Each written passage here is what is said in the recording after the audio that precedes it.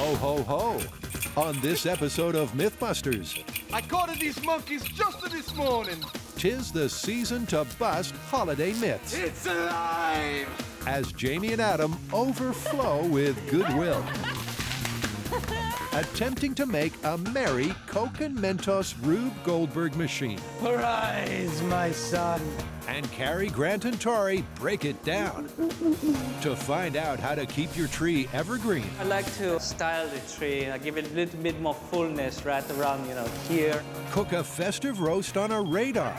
That is so funny looking. Should we all be wearing our lead aprons? And find out if falling frozen turkeys can be terminal. That is messed up. Who are the MythBusters? Adam Savage. Ow, ow, ow, ow, ow. And Jamie Hyneman. It's almost too exciting. Between them, more than 30 years of special effects experience. Cue dramatic music. Joining them, Carrie Byron, That's gonna be so cool. Grant Imahara, Listen to that baby purr. and Tori Belleci. Paramedics are nowhere to be found. They don't just tell the myths, they put them to the test.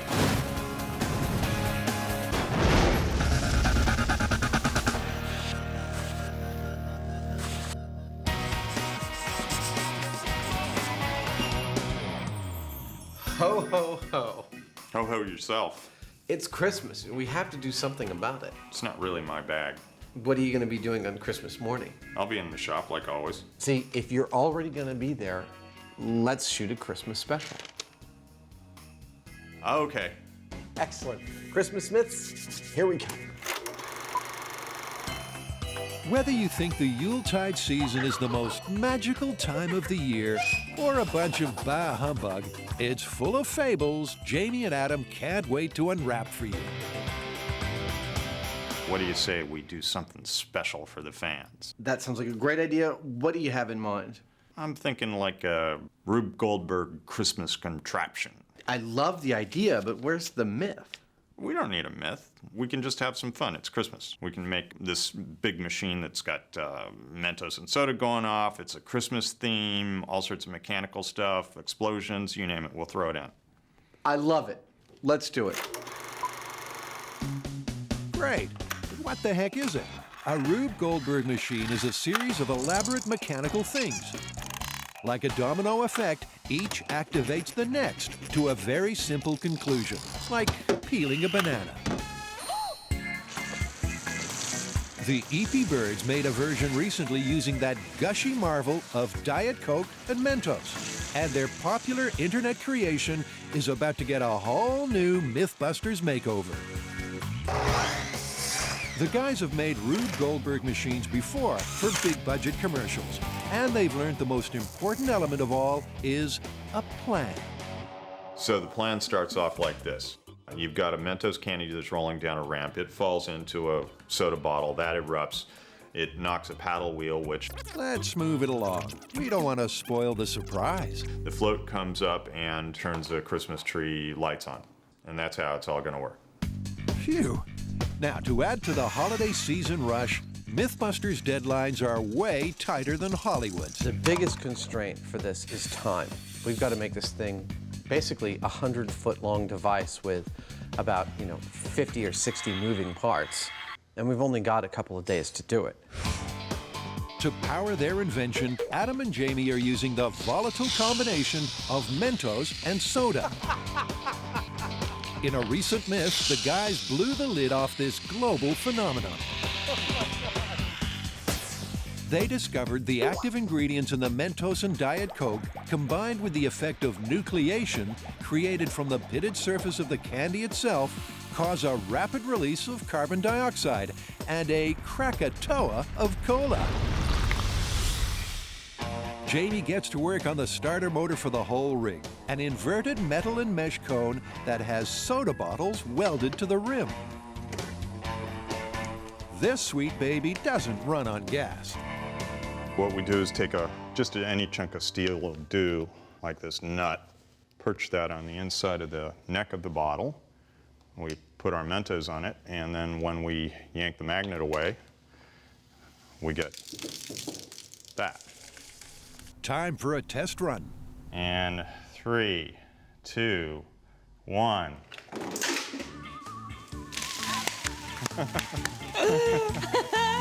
Jamie, it's excellent. Sort of. I'll get them up. Quickly. It's going for my steel rack. For his next trick, Jamie attaches a float control valve to a bottle of soda. There we go. I found that dropping a Mentos into the soda, if you release the pressure slowly, you can get just gas. And that's cool. The gas inflates Jamie's plastic party favor very nicely. Adam, come here. That's great. Some more holiday joy arrives, special delivery. There you go. Oh, they're hideous. Oh. So, what's the symbolism here? The monkeys are the last part of a sequence that is all kind of on one plane. When they applaud, they'll gradually work their way forward on a little kind of seesaw thing that'll trip, and then that sets off the next series of gags. Tip that scale, monkeys.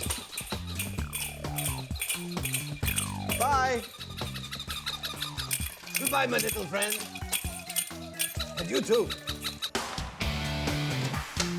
The guys still have a long way to go. Time to quit monkeying about.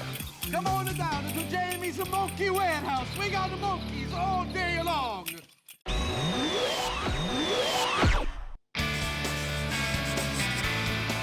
You know, Christmas just isn't complete without Christmas trees. But as the holidays go on, they start dropping their needles and they make a huge mess. I've heard of all sorts of mythical recipes for keeping needles on your trees. Well, let's get a bunch of trees and test all the methods we can find. It's fun to choose your own Christmas tree. Jerry likes the spruce tree. Jane likes the tall pine with long needles. Nothing evokes the feeling of the holidays like the smell of fresh pine on a real tree. But sometimes all the debris they drop makes you wish you'd gone with plastic. To put to the test mythical miracles touted to keep your tree fresh, Grant and Tori head off to go Christmas tree shopping, while Carrie stays back to make needle catchers. Basically, it's gonna be a little platform with a ridge so the needles don't blow away, and a little hole where we can sweep all the needles into a little clear plastic container, and we can measure the volume of them by day or by week, depending on how long it takes for all the needles to fall. She staples 6x6 pieces of thin plywood to wooden base frames. Okay, 1 down, 9 to go. As she continues building, the guys arrive at the Christmas tree farm.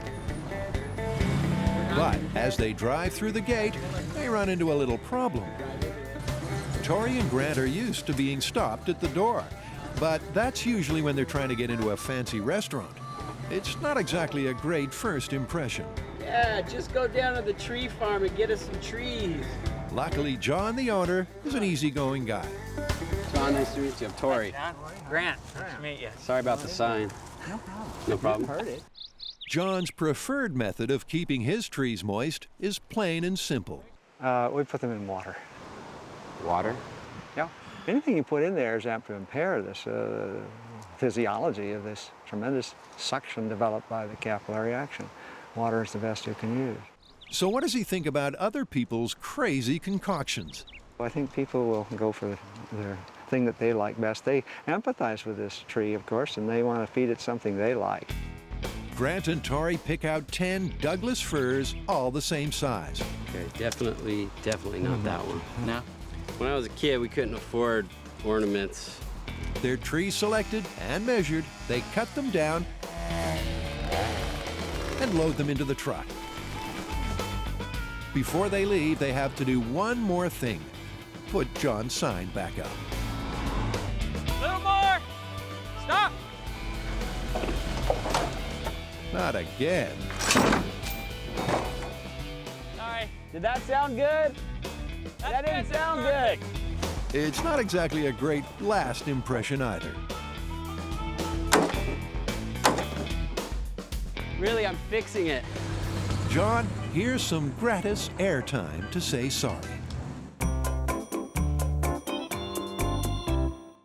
It's beginning to look a lot like Christmas as the team painstakingly pieces together a holiday-themed Rube Goldberg machine.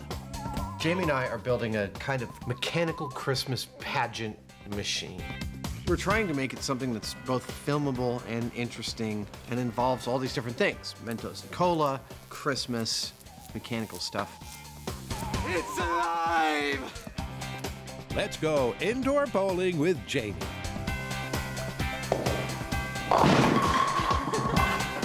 Strike! For this setup, Jamie builds a mini bowling lane, then suspends a bowling ball from a tightly wound cord. Ready? Wait, okay, now I'm ready.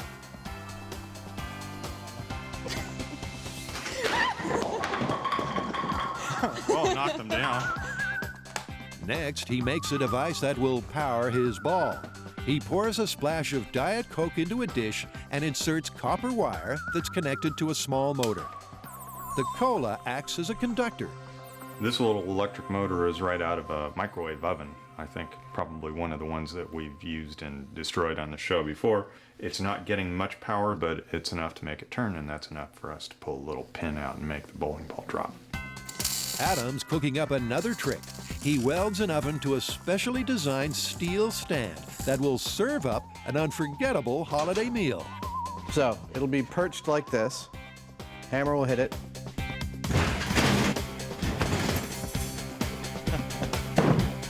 All right, there's a couple of kinks.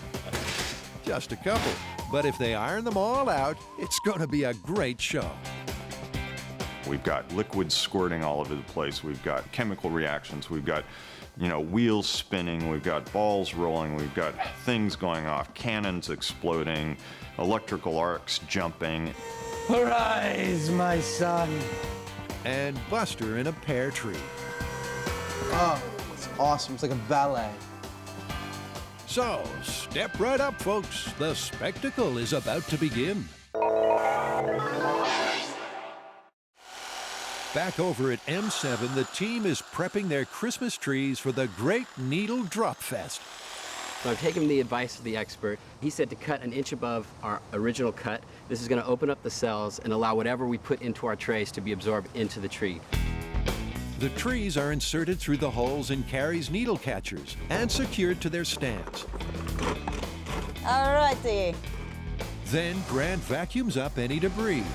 We just want to make sure that when we do officially start the experiment, that we start everything with a clean slate. All the needles we collect from then on will be the ones that we're judging our experiment. One tree will be kept as the control and fed only water. 7 others will be treated with a different anti-needle dropping remedy, from the ordinary to the out there. First is a plant-friendly additive, fertilizer. Nice. Tori adds a ratio of 5% to a gallon of water and pours it into the stand. All right, time to kill a Christmas tree. Tree number 2 isn't so lucky. It gets to suck up a 5% mix of bleach. Bleach contains the toxin chlorine that kills bacteria, so maybe it'll keep it sparkling. My prediction is this thing is going to be brown tomorrow. Next is a libation that's a whole lot more refreshing. Lemon, lime, and soda. I'm guessing that why you would use this versus, say, regular water would have to be either sugar, carbonation, or preservatives, because otherwise it is just water. Now, people seem to think sugar, maybe because it makes them hyper, will perk up the tree. Then Carrie crushes up and dispenses a popular pain reliever that some people believe stops the headache of cleaning up fallen needles. There we go. Next is a little blue pill that's a mystery product. I'll let Carrie set it straight. I'm trying to dance around how to say this because people might have their kids watching. Santa's little helper, Daddy's little helper, maybe Mama's little helper. Santa's little helper contains nitric oxide. In humans, it increases blood flow, so it might help plants feel more vigorous, too. It's got to take a little time to take effect. I don't know, does it? Another possible trick of holding things firm is to use hairspray. So I am applying hairspray, as a needle retention device. And what I think is going to happen is I spray this all over the tree, and it creates a little barrier that will keep the moisture in and keep the needles on. You know, I like to style the tree. I give it a little bit more fullness right around, you know, here.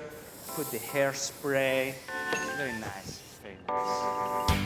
The final tree is the ultimate MythBusters special that takes the hairspray idea to a whole new stratosphere.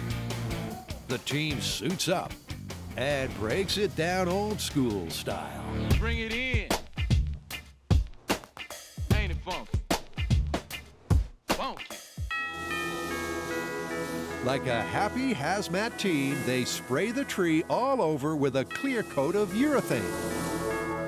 The idea is that we're going to completely encase the tree in a thin, clear layer of urethane, and that's going to keep all the moisture in. It's the ultimate extra super hold spray that also adds fabulous shine. So what do you think, average American family, think they're going to be able to do this? Oh, totally. I have a spray booth at my house. Yeah. The trees will be monitored over a 6-week period, and their needle-dropping results will be revealed at the end of the show.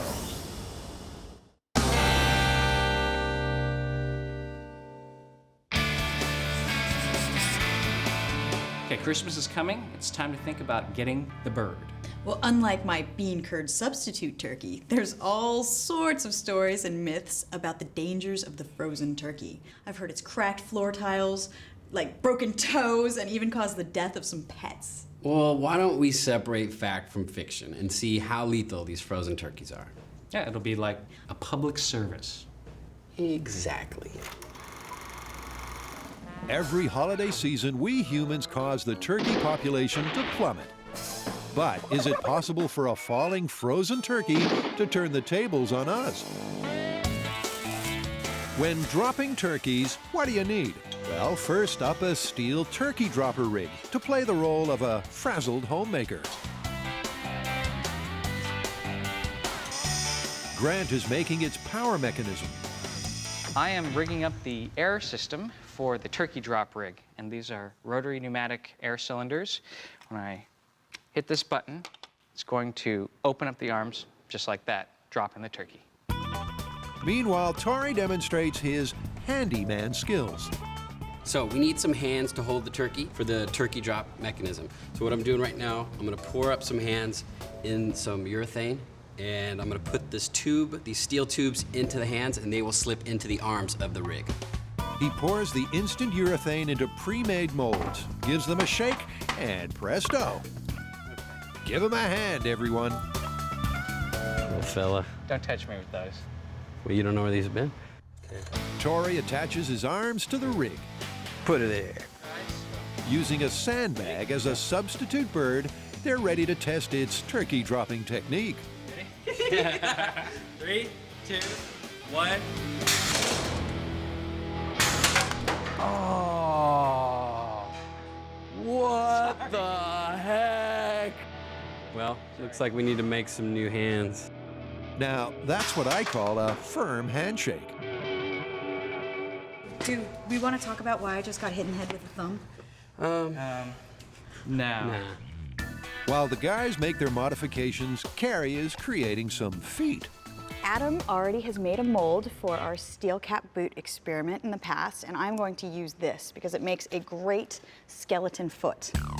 The skeleton is made from a mix of urethane and fiberglass that dries to a realistic bone-like texture. Oh, there's a good mold Adam made here. This one fits into here. This one. Then they're encased in a foot-shaped mold of ballistics gelatin. Nice. Her feet are definitely suffering from fallen arches, but they'll do just fine. Okay, just go stick these in the fridge till we use them. Now, because we're all dog lovers here at MythBusters, to test the turkeys falling on small pets myth, Carrie is making fake pooches. She covers canine replica skeletons in ballistics medium. This is definitely not a breed recommended for families with small children. This is not a normal family Christmas for me because dogs in my family are very cute and snuggly. They're neither drippy nor frightening. To up the realism, professional still life model Gertrude is helping out. I'm trying to figure out exactly how the hindquarters look on a dog. And Gertrude's modeling for me because she's almost the same dog. Maybe not quite the same. She adds some bulging eyeballs. Yeah, this really doesn't have anything to do with the myth, but it's a flesh-eating zombie dog. So it needs some flesh-eating zombie googly eyes. I'm so wrong. I started out making a dog. I love it. Nice doggy. Grant, you might want to sleep with one eye open tonight. Oh, you're such a good puppy. Mwah. Carrie, you don't want to get too attached.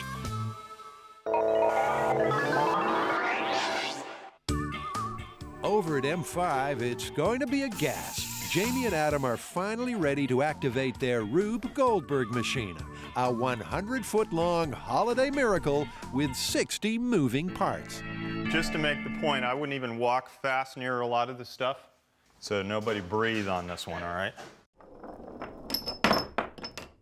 I can see you're really getting into the zen of this thing. I'm thinking about it with everything I see these days. Well, it's time to do it. We're all done. It's the moment of truth. Let's go do it. Okay. It's the moment of truth, but how's it all going to work? Pay close attention because here's exactly what's going to happen. At the top of this cone are 10 bottles of cola.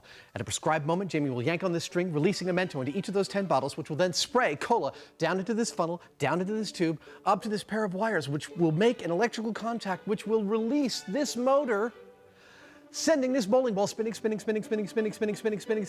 down. It'll stop, but the bowling ball will keep on spinning, release itself from the screw, fall down, hit all 10 Santa bowling pins, which will yank on the string, send the skiers down. The skiers going down will yank on this magnet, which will release this soda bottle, sending the party favor going going like this, boom, releasing this Mento all the way down into the basket, releasing this Mento all the way down into this basket. This ball will go down here, tunk, tunk, dunk, release the train, woo woo, all the way around into the present. Boom, the present closes, releases a Mento into this bottle of soda, sending this robot, pushing the candle under the string. The candle will burn through the string will release the hammer will hit the stove, which has roast in it, will release its roast onto this seesaw, onto the dinosaur platform, jiggling this thing, releasing the two little doodads here, which will send this seesaw going this way, releasing a ball into this robot, turning him on. This robot will find his way eventually to this hand, which will boom, turn this switch on, sending the Jacob's ladder like Frankenstein's monster. That will set off this fuse. Boom, setting the cannon off. The cannon will release the pirate's hat. The pirate's hat will turn on the monkeys. The monkeys will go down the ramp, releasing the nut from this nutcracker's mouth, which I just did. Releasing another Mento into this bottle of soda, sending this thing spinning, pulling a string out, which lets this foot kick the broken crutch here, sending Buster crashing into the ground. And that's what's going to happen. Happen or not, you've just witnessed the longest piece to camera in MythBusters history. This is Rube Goldberg, run one. In 3, 2, 1. Jamie pulls the wires. The soda bubbles up, but the machine comes to a stop.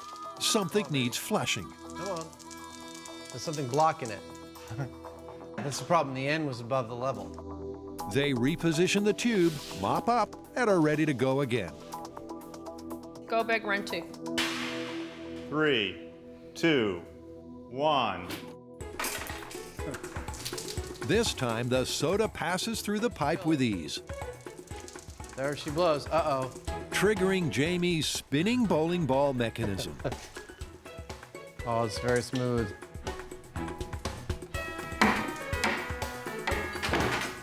That hits the set of pins, but the skiers are stuck on the slope.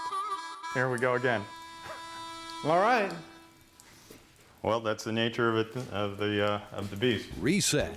With all this pent-up tension, Adam needs a release. The main constraints we're working with is there's no cheating here. Each mechanical gag leads to the next one inexorably. So if something messes up, we have to reset everything and start from scratch again. Let's leave them alone to figure out what went wrong this time. This is all your rig, isn't it? Yeah, you got something you want to say about it? Just wait and see. Can a falling frozen turkey do this kind of damage? To find out, the team are about to test the pummel power of frozen fowls with their mechanical homemaker. Seem about right? Pulling the turkey out of the freezer? Yeah. Somewhere around there. You've got to imagine like you're pulling a turkey out of the freezer, so the normal height is around 60 to 69 inches. A force plate is put in the drop zone. And that's going to tell us how much energy the dropping turkey is going to impart on your foot. So, how many people is Mom catering for? An 18 and 3/4 pound turkey. This would probably feed, I don't know, a family of 4, 2 if they're really hungry. It's time to stop talking turkey and drop them.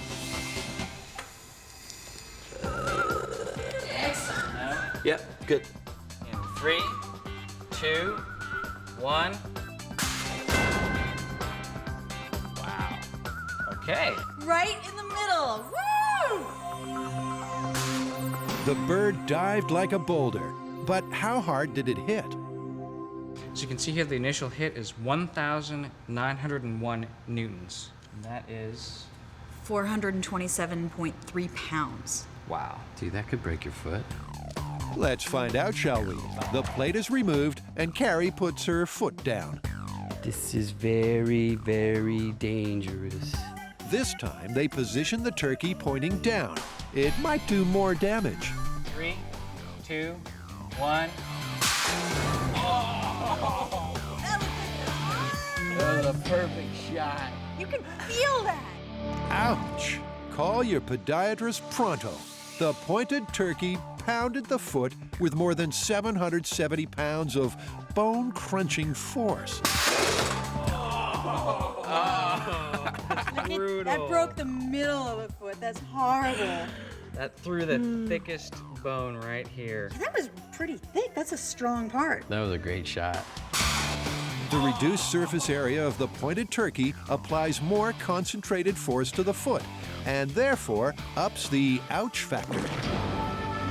With a smackdown that strong, you definitely wouldn't be doing this for a while. Now we're going to move on to the next step in our myth, which is small pets. And I've made this ballistics gel zombie dog to illustrate our point. Zombie dog is underfoot of the cook, prime falling scraps position. Does anybody else feel kind of bad about this? It's kind of cute. It's not a real dog. I know, but I'm getting attached. 3, 2, 1. Did you hear that sound? Did you hear that crack? Poor little fella. A giant frozen turkey was not the treat he was hoping for. The gang checks the high speed, and it's not pretty.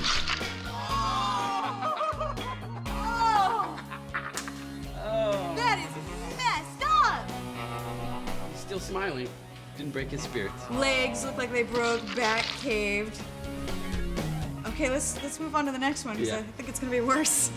In the name of due diligence, they put another gel pet in the danger zone. In 3, 2, 1. Oh! This reminds me of my Christmas. This drop is a real eye-opener.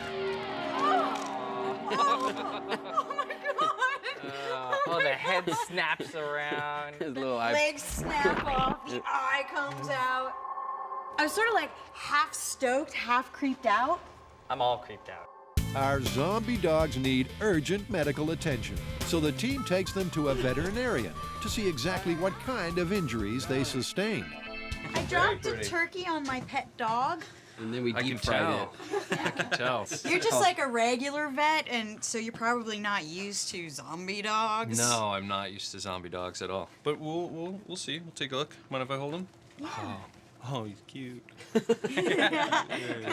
There you are, little man. The models are measured and x-rayed just like real dogs would be. Some of the other patients are not amused. Dr. Moran delivers his prognosis. I'm afraid it's not good news. Aside from the multiple spinal fractures, which the dog has a poor chance of recovering from, the right rear limb is shattered, the left rear limb has multiple fractures, and there's going to be a lot of surgery, and even with that, he may not come through it. I know this is a fake dog, but you're sort of depressing me right now. Yeah, the prognosis for this dog is not great. So, is a falling frozen turkey dangerous to your pet? Plausible? Oh, yeah. Well, obviously, because these aren't real dogs, we're not going to be able to test this for real, so it would have to be plausible. It's a little sad, isn't it? It is a little sad. Even though they're not real. I'm going to feel real bad about these guys. Yeah, I could tell. you seem real broken up. Broken up, that's a good word to use. Bye. Bye. Bye, guys.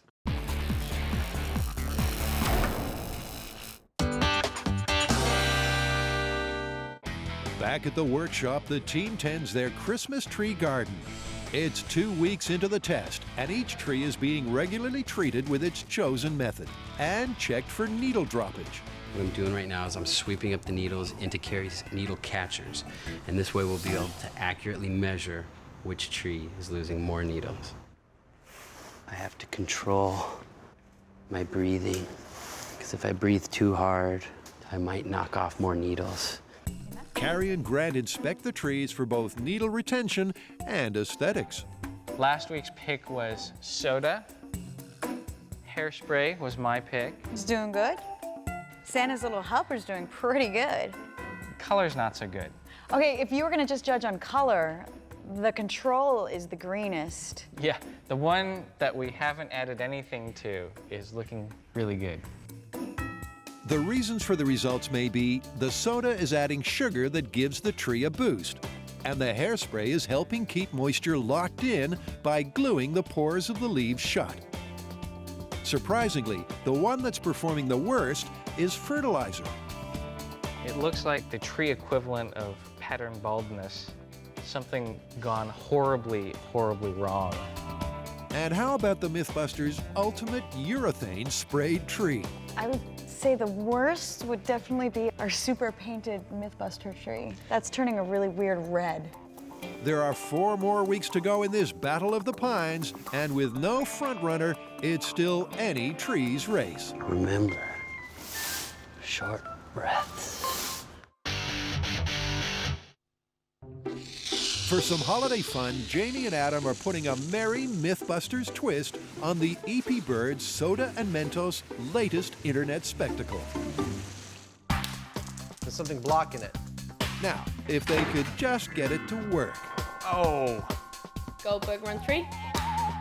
It's take 3, and this time Jamie's engine is off to a smooth start. Motor's turning, and it's spinning. We're good. Oh, that's good. That's looking happy. Strike. Oh, yes. Come on, baby. Come on. Will Jamie's party favor reach the peak? Totally do it. You can totally do it. You're up for this. You trained for this. Yay! A nice performance under pressure. The Mentos slides down the ramp. And Adam's trick shot is nothing but net.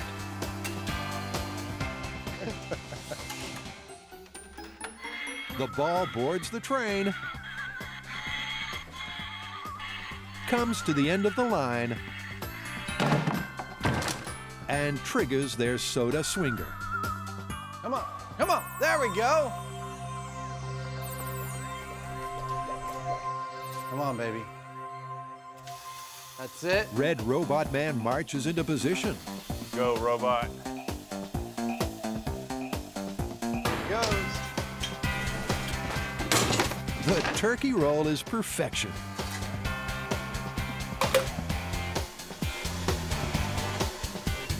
But Yellow Robot Man shorts out. Why is he stuck?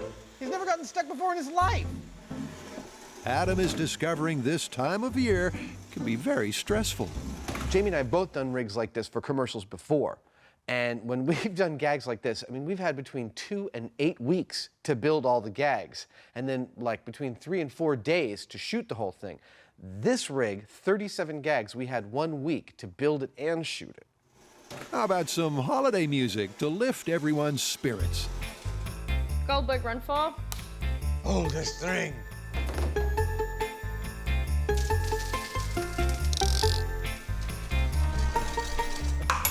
Oh! Goldberg, run 5, fingers crossed. Take 6, Goldberg, run. There it goes. Yep. Oh! Oh! Oh, no! The things that have never gone wrong are the things that are going wrong. Goldberg, run 7.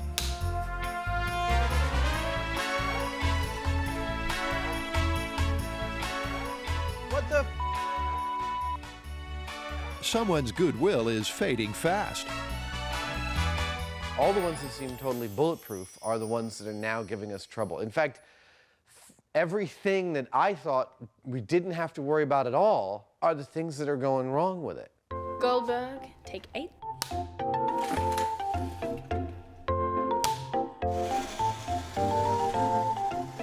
Tis the season to be jolly, but Adam's about to throw in the towel.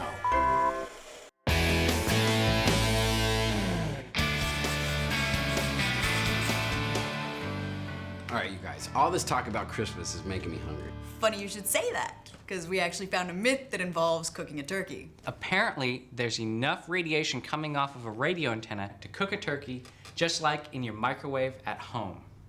You have got to be kidding. No, I'm serious. What sad person cooks their Christmas dinner in the microwave? Everyone's sad at the holidays. Every happy homemaker has their preferred method to truss, stuff, and roast a holiday turkey. But for this recipe, you don't even need an oven. A microwave heats food by emitting electromagnetic radiation that travels through it in waves. The waves vibrate water molecules that raise the temperature. Radio and TV towers also send out this kind of energy, so maybe they can also bake a bird. To put the tower theory to the test, the team takes a scenic drive to the tallest broadcasting antenna in San Francisco, Sutro Tower. At 977 feet, it's going to be a long climb to bake their bird, but the view should be spectacular. How you doing? I'm good. How are you? Tori? Hi, Tori. Turkey and industrial tape in hand, the team meets General Manager Gene Zastro. So, Gene, what we want to find out is whether microwave energy can cook a turkey. So what do you think of us jumping up there and taping a turkey to it just to check?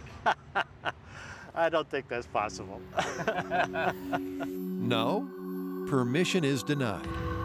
And Gene can't be sweet-talked. But what if I said pretty please with sugar on top? No with sugar on top. No, no, no, no, no, no. It really is too dangerous to go up there with the antennas active.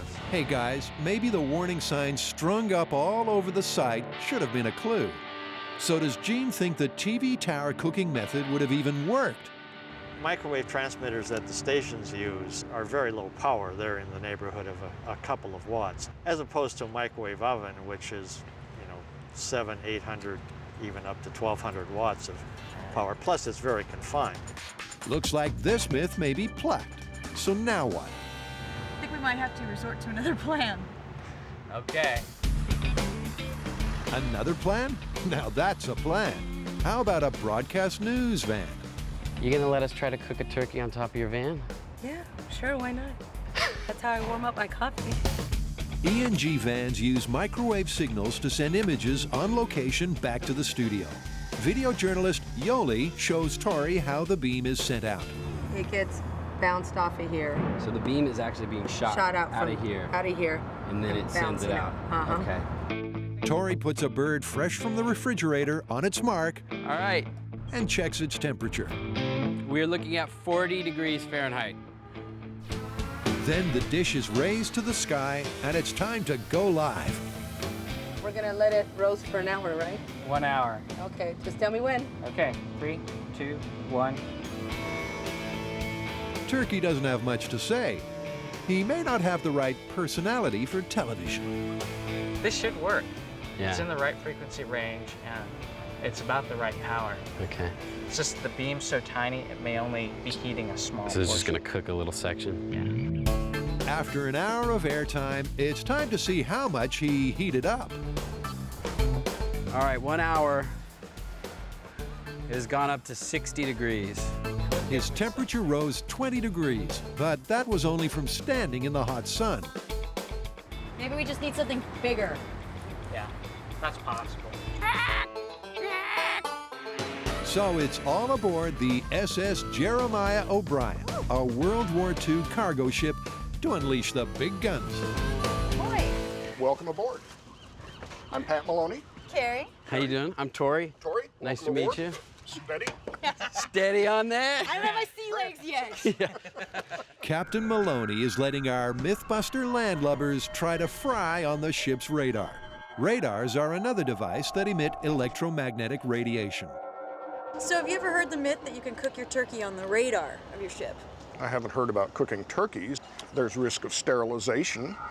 Putting his fertility fears aside, Tori secures the bird to the antenna so it doesn't fly off.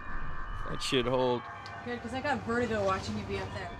Before they begin, they take the turkey's temperature. Down to 50 degrees. So what we've got is 50 degrees Fahrenheit. Now the FDA says that you need at least 180 degrees Fahrenheit for it to be safe to eat. So that's our target. Let's go. Clear the decks. It's time to beam up. I need warp speed in 5 minutes or we're all dead. I can't do it! I can't do it, Captain. Captain Maloney fires up the radar. Okay, we're transmitting. And our turkey soars like an eagle. Whoa, that's kind of faster than I thought. Thing's spinning pretty fast. That Okay. is so funny looking. Should we all be wearing our lead aprons? It looks bird-brained, but the waves passing through the turkey might be powerful enough to cook its goose. Yeah, stop it. I think that steel plate in my head's starting to warm up. Our radar spit roast is attracting a lot of attention. I sure hope that's not the Coast Guard. And the sea air is making Tori feel like king of the world. Remember that scene in Titanic? You know, like sitting on a ship looking out at sea. With a turkey? I don't think there was a turkey in that movie. The turkey's been spinning for an hour. Plenty of time for our camera person to get all artistic and for our bird to get nice and toasty. I'm ready for a hot turkey sandwich. So how hot did it get on the inside? Oh, this looking ripe. Ripe as in cooked or ripe as in? Ripe as in nasty. What do we got? Are you kidding me? What is it? The temperature went down.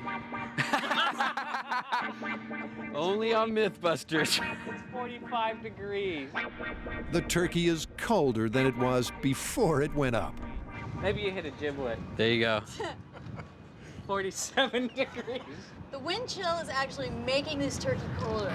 A radar and broadcast dish are bigger than a microwave, but they don't put out the right wavelengths to burn a bird.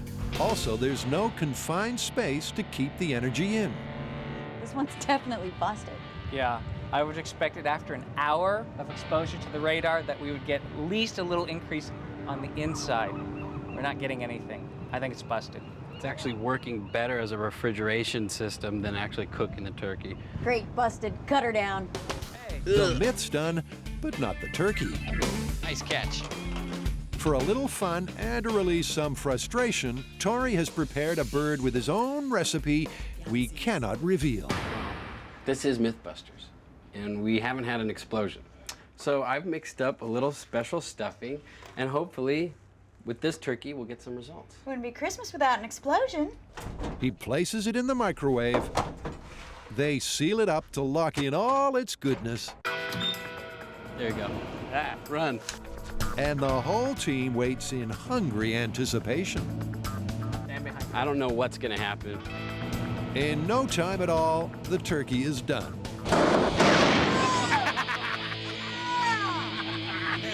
Finally, dinner is served, MythBusters style. How about a second helping?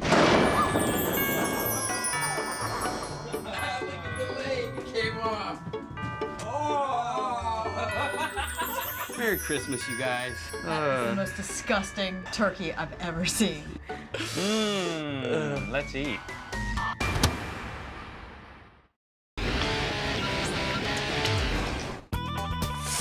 It's been a sweeping 6-week challenge to find the best mythical remedy to keep your Christmas tree looking lovely for longer. The fallout has been carefully collated and counted, and it's time to reveal the winner. It's been 6 weeks since we started this needle drop experiment. I have to say, I think these results are really surprising. Definitely. I mean, it's obvious that the fertilizer is probably the worst remedy to keeping needles on a tree. Yeah, I would have never have guessed that. And it was only a 5% mixture to the water, but it lost 4 times as many needles as the control. I mean, there's a bucket filled with needles. We couldn't even get them all in our tube. More interesting to me is the fact that every other treatment that we tried did better than just water alone in the control. And you know what else is surprising is the bleach and the Santa's Little Helper, they lost the least amount of needles. Yeah, but I think this myth should also be about aesthetics as well. And while the bleach kept a lot of needles on the tree, it turned it a really funny color.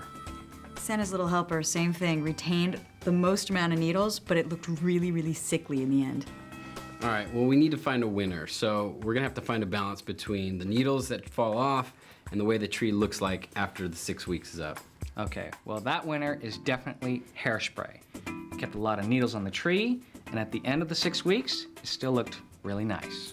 All right, so we're gonna be using hairspray from here on in. Maybe you will. I think there might be a fire hazard involved with using hairspray on a dry Christmas tree. Just me. And that's a problem? Around you? Yeah.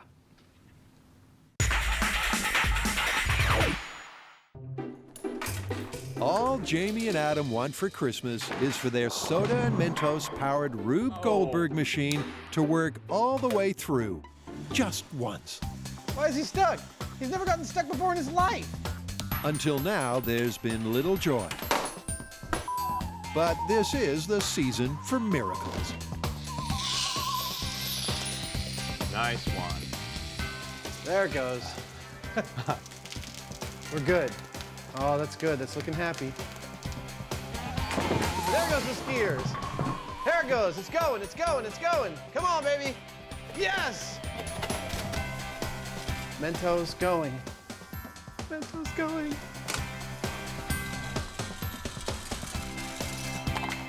Oh, it's very smooth. Come on.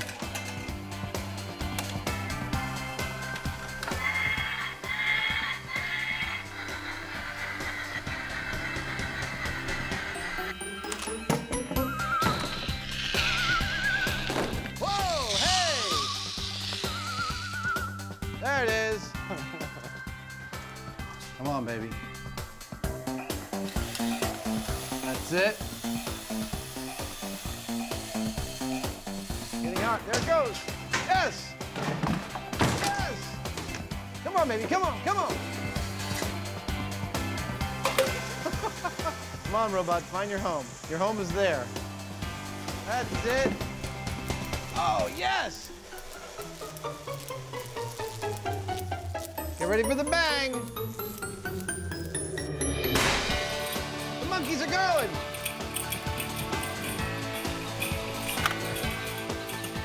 Going fast. Come on.